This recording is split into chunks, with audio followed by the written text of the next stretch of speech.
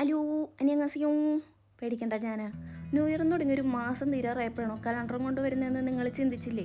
ഞാനും ചിന്തിച്ചായിരുന്നു. എന്ത് ചെയ്യാനാ, എൻ്റെ വീട്ടിൽ ഒരു ബി ടി എസ് ഫാൻകളുണ്ട്. പുള്ളിക്കാരത്തേക്ക് ബി ടി എസിൻ്റെ കലണ്ടറില്ലാണ്ട് വർഷം അങ്ങോട്ട് നീങ്ങണില്ല പോലും.